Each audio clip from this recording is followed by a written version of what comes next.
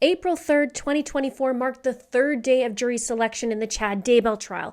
It was a very long day with a ton of jurors. One of Tammy Daybell's family member was also in court, and of course, John Pryor was upping his game yet again, and we're only on day 3. He brought some more analogies and stories, and he even did some flirting in court today. I do daily recaps on jury selection and also give you details about the day. I'll also be covering the trial as well whenever that begins. It's estimated to take 8 to 10 weeks, and I have over 200 videos on the case.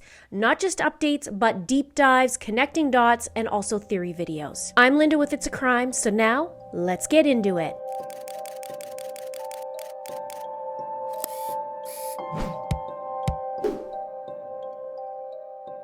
The jury trial started April 3rd at 9:06 a.m. today at the Ada County Courthouse in Boise, Idaho, so just about right on time. Day 1 and Day 2 started off a half an hour late, and Day 1 went exceptionally long with 2 rounds of jurors. And Day 2 was shorter, but today was also another long day with 2 rounds, and it ended at 6 p.m. Mountain Standard. But it was fruitful, and more on that in a minute. Day 1, we had 16 out of 32 jurors. Day 2, we only had 4 that went through, bringing it to 20. And today, we went through a bunch, and I'll get to the final count at the end of the video. Now, with all the talk of hardship in court, I thought it would be interesting to talk about what the jurors get paid per day according to the Idaho government website. As of May 7th, 2018, each juror is paid $50 per day for attendance.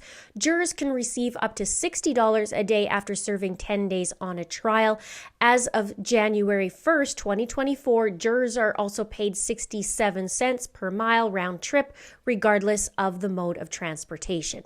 So Tammy Daybell's aunt was in the courtroom today. Of course, the awesome Nate Eaton from East Idaho News. We love Nate, and also a victim advocate. Now, in my Day 2 video, I talked about John Pryor's analogy of fishing. Some people were confused, so I'm just going to clarify this because there was a lot of comments. John is addressing the potential jurors. And in summary of that analogy, the scenario involves 2 individuals separately going fishing, and one notices the other across the pond also fishing.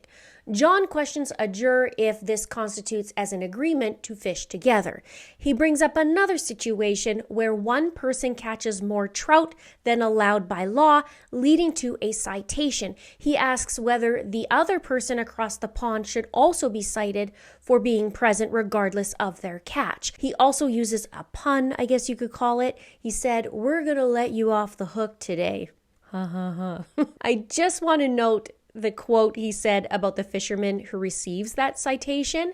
And he said, quote, "Let's say that as a result of both of us being out there fishing, at the same time, I'm not catching anything, but boy, the other person across the pond has like 10 trout. The limit on trout that day was only 6, and unfortunately, that person is breaking the law, and along comes the fishing game officer, and this fishing game officer says, 'You broke the law, and I'm giving you a citation.' He says, 'Am I responsible for a citation as well because I'm fishing on the other side of the pond? Should I be getting a citation because I was fishing on the other side of the pond?' Now, many people were confused by this analogy. There was a lot of people in my comments. But remember, this is about Chad Daybell and Alex Cox. And the agreement is of conspiracy to murder, which is the charges that Chad is facing. And John is trying to use this analogy of fishing and asking if a person is just an innocent bystander fishing and minding their own business while the people across the pond are breaking the law. And he says, does that constitute that they are fishing or working together? I hope that makes sense for you now. Now back to today. They did the 2 rounds, like I said, and they went through the process of voir dire, which means, again, to speak the truth. And the simplest form is just, it's a line of questioning to potential jurors during the jury selection process, and it's primarily done by the attorneys to prospective jurors from the jury pool, although the judge may also ask the jurors questions, and also we hear from the defense. Interestingly, I heard John Pryor say voir dire correctly today, and I'm actually going to give some kudos to him on that, but that's where it stops. And John, if you're watching, which I think you might be at this point, hi!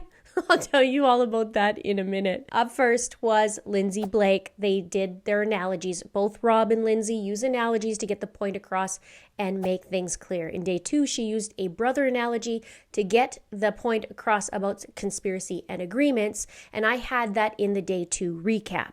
And a conspiracy is 2 or more persons to enter an agreement in an act. She also had a rain analogy. Check it out. So today, as you headed to court, if the sky had started to turn gray, and then you got into the courthouse and we closed all those windows and we closed the blinds, and when you went outside, it was wet, your car was wet, the grass was wet, the pavement's wet, you start driving home, everything's wet along your drive, are you going to be able to determine what happened? Yeah. And juror 823, what would you determine had happened? And juror 142, how about you? 4. Oh, sorry, 1424, I apologize, yes. Yeah, some type of precipitation. And you didn't have to see it rain to make that determination, correct? So in this case, you'll hear different types of evidence, and some of the evidence you'll hear referred to as circumstantial.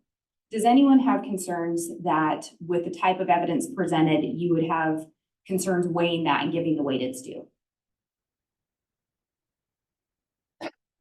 Now, during round 1, 17 people started in the morning. 7 raised their hands about hardship at the very beginning. 6 were excused and 1 stayed. So it was 3 females and 3 males that were excused, leaving 10 left for voir dire. And one woman who was excused was an interesting person to hear about. She really pushed about having to take care of her husband and make him food, and he's on a special diet.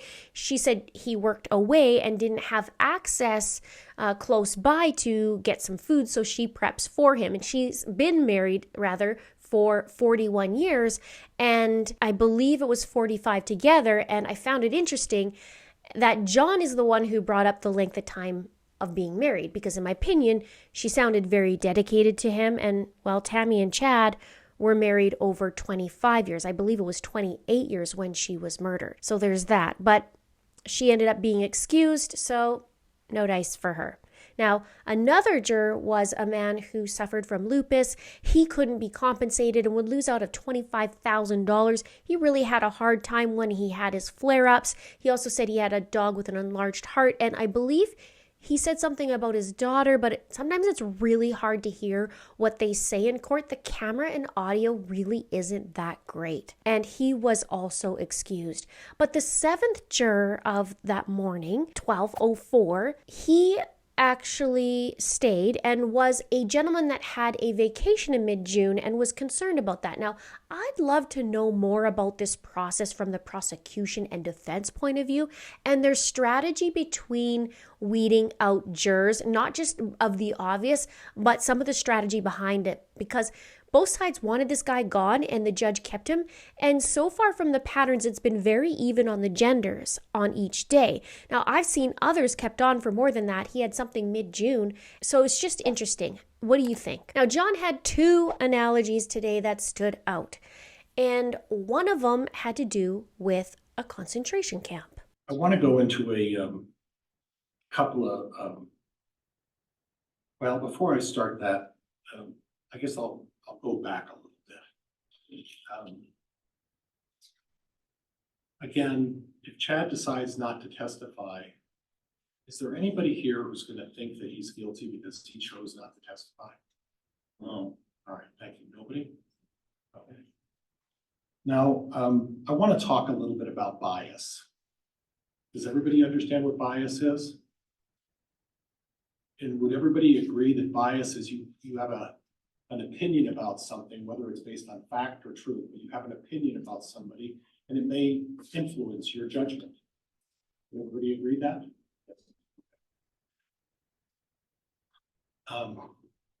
And I brought my mother up a couple of times and I'm going to bring her up again. Just a tremendous influence in my life. When I was a very young man, and please don't hold this against me, anybody, please, but I'm a transplant to the state of Idaho. I'm not quite born and raised here, but I've got 30 years in, so I think I feel like I've spent enough time in my life that I consider myself a true Idahoan. I was born in the early part of my life was in the back east. And I lived in a neighborhood. And my mother's very best friend had a very close friend. And they didn't share the same beliefs, faith beliefs. And one day I was sitting there with my mother, and it was a very hot day in the back east. In the back east, it gets incredibly warm. And this person at the time, and my mother was probably 40 years of age, and they were sitting there in the backyard. And I looked over at her best friend, and on her right arm were numbers. And there were about 5 numbers. And they had been tattooed on. So I asked her, why do you have numbers tattooed? And she said to me, well, I lived in Germany for a little while. And then I stayed at a camp called Auschwitz. And I was surprised because I couldn't understand as a 7-year-old how someone would tattoo someone an arm and put numbers on there.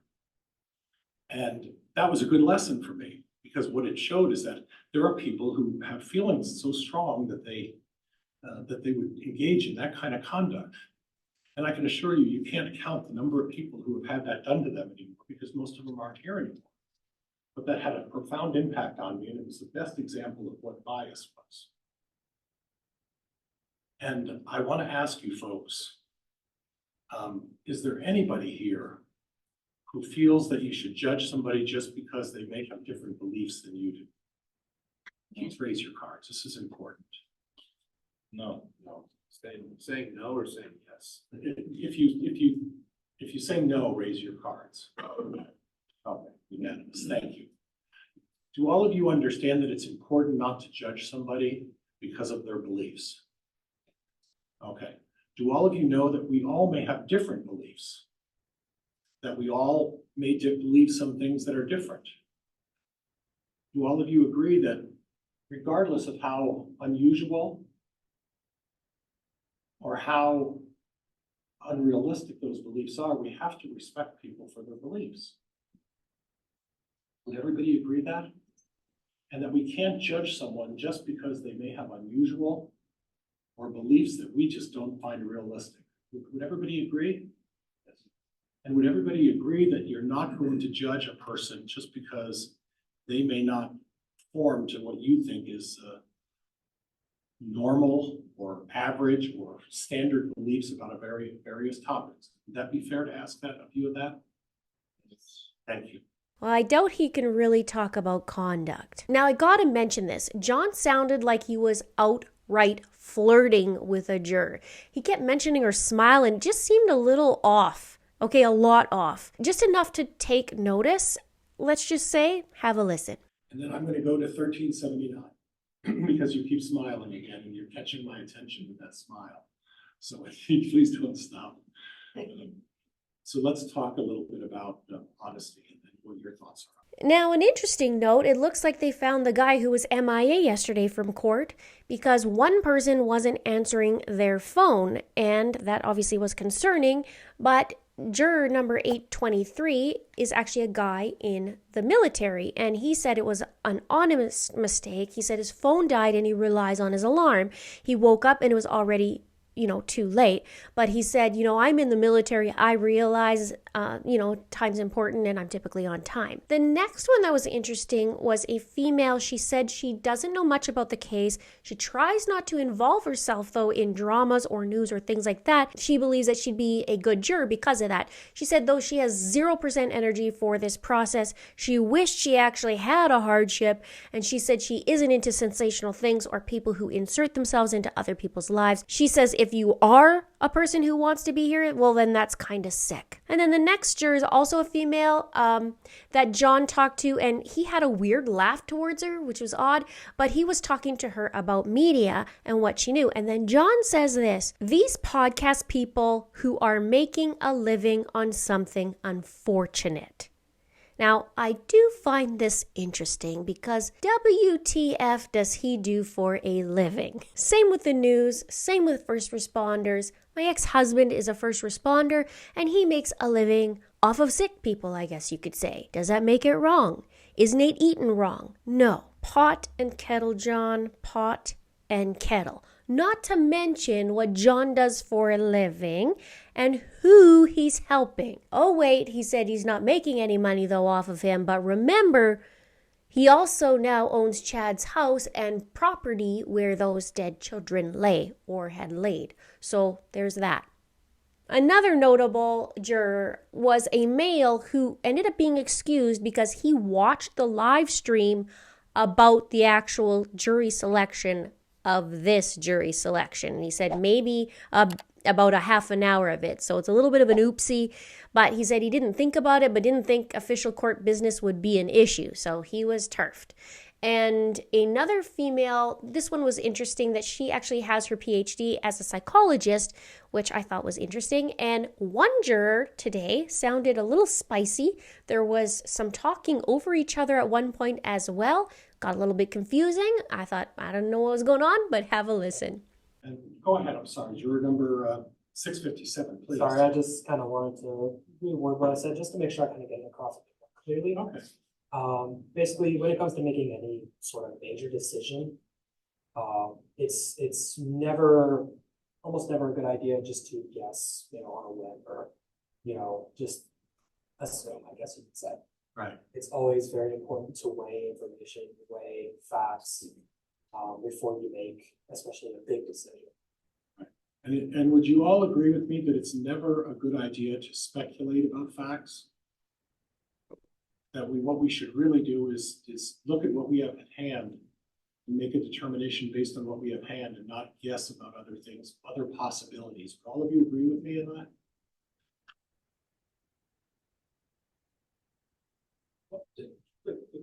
Go ahead.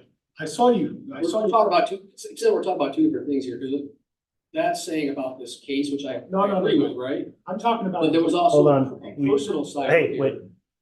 We cannot talk at the same time as each other, so we need to have question Go ahead, and I'm answer sorry. for the court reporter. Apologies. He's 438. Mr. Pryor, if you just pose a new question and then let's make sure to not have that. And I apologize, Juror. I wasn't talking specifically about the case about speculation. I was talking about major decisions in your life, how you go about making decisions about those. So go ahead. Well, sometimes I don't have all the facts, like major decisions. It might be a financial decision, buying stocks. I collect all the facts that I have at the time, but there is an element of speculation when it becomes personal. And I have to make a decision. Okay. So that, I'm just saying there was some questions about personal, and then it went down this case, and I kind of like separated the two just based on questions. In round 1, 9 out of 17 advance to the pool. A total of 50 are needed before they get to the next stage, where they whittle it down to 18 jurors and 6 alternates. And then in round 2, we added another 6, I believe, or it might have been 8. But that, in total, it gets us to 37 jurors. So that leaves us with 15 more to go to get to 50. It's been a long day. So today we went from 20 this morning before we started and to 37. That's a really good day. We might just get to 50 by Friday. What do you think? Let me know below. And we just need 13 more. So day 2 only had 4 to go through. So fingers crossed. Today was a good day. Let's get this done. Now, some other thoughts. Chad wore his blue tie today. Yesterday was red. I feel like we should have a board to keep track of when he wears the red one. I feel like John Pryor doesn't really want parents, and we can understand why, right? I mean, we have Tylee, we have JJ, and even as a parent and mother, because of Tammy or father, but really he doesn't want parents. You can see it. He scopes them out and then just really hones in on it, asks them for like 10 minutes about their child. But I do wonder what they will show for evidence on Chad when it comes out in trial. And there will be, things that are probably different than Lori's because we're dealing with Chad. And it was just a set of different things, I guess, because of Chad's yard and that kind of thing, and also with Alex clocks. But we know about the pickaxe and shovel that has to do with Tylee, so I'm curious about what they find. I know they had DNA of Tylee's on it, but I wonder what the DNA or what they found on that shovel and pickaxe. That'd be interesting to know as well. We're learning a lot in court so far, not only about the jurors, but the way that John handles things. I don't have a lot to say about the prosecution because they are consistent even in their words and stories, but John isn't. And it'll be very interesting in trial because then we will see all his cards laid out. He watched Lori's trial in person. He was there taking notes. He may say he's not prepared, but he really is, in my opinion. But with him, so far, there are a lot of wait, what moments. Court will start at 9 a.m. tomorrow. 2 more groups are going to be tomorrow. It's looking like, so it's going to be another long day. If you haven't seen day 1 or 2, click right here on the playlist or click right here on what YouTube thinks you might like to see. See you on day 4.